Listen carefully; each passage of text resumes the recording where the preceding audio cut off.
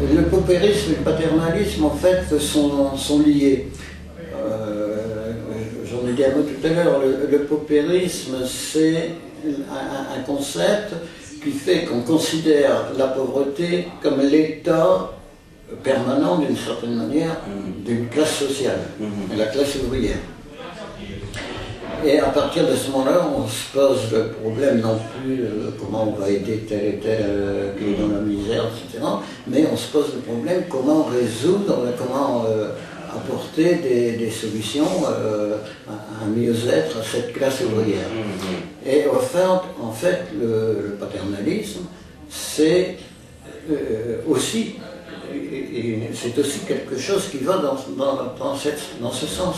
C'est-à-dire que le paternalisme, c'est comment maintenir la classe ouvrière. Là, il y a toujours la notion de classe ouvrière qui reste au fond. Comment maintenir la classe ouvrière dans un état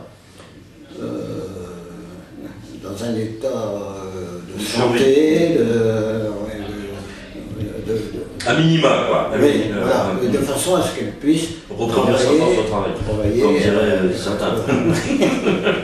Alors, à la fin du XIXe siècle, c'était les travailleurs. Oui, c'est ça, généraliser. C'était vraiment généraliser la classe ouvrière. Ce qui créait une homogénéité de cette classe, voilà. Ce qui a permis je crois que c'est une offensive, le résultat d'une offensive libérale, de classer dans les travailleurs les pauvres, les moins pauvres, etc.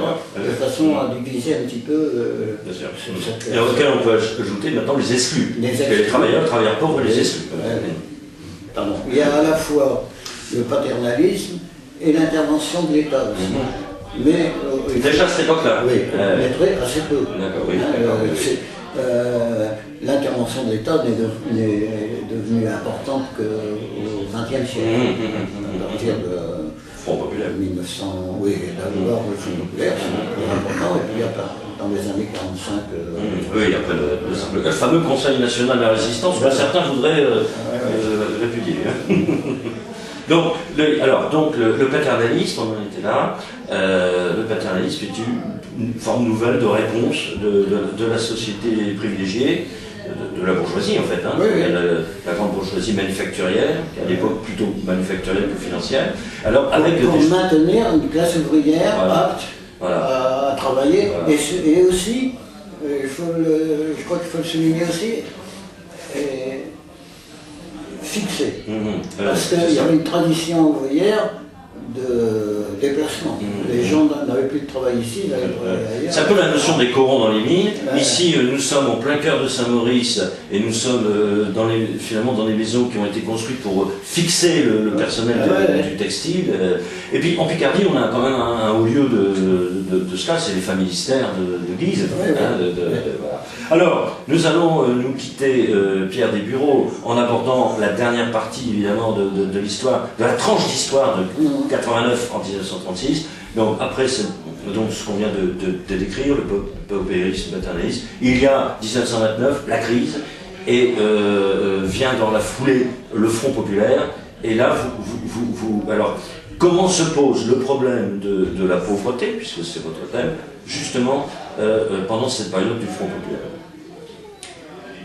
Alors, il y a ce qui est caractéristique, au fond, sans rentrer dans les détails, c'est que la pauvreté continue à exister dans la classe ouvrière. Mais brusquement, on peut dire, il y a eu plusieurs tranches de la classe ouvrière qui sont tombées dans une très grande pauvreté à cause du chômage. Parce que le chômage n'était pas... C'est quelque chose de très moderne, ça. Et là, mais en plus, le chômage n'étant pas indemnisé ou très peu, on est brusquement retombé pour certaines catégories, pas absolument toutes. Mais en Picardie, ça a été particulièrement dur parce que certaines industries comme le textile ont été très frappées.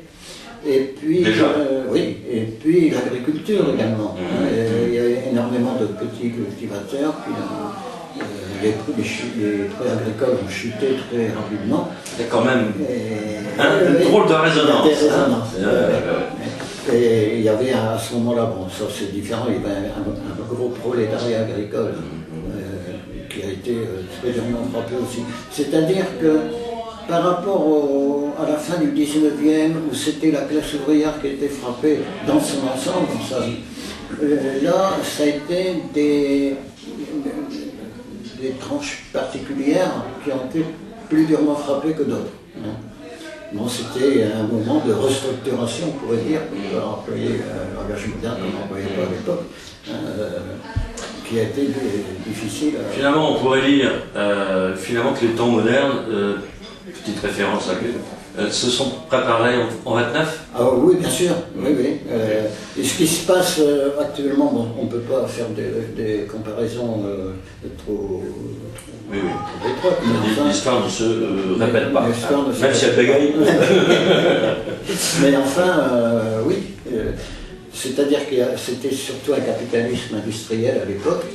Maintenant, on est dans un capitalisme financier, ça fait la différence. Mais enfin, en gros, on retrouve les mêmes problèmes. Voilà.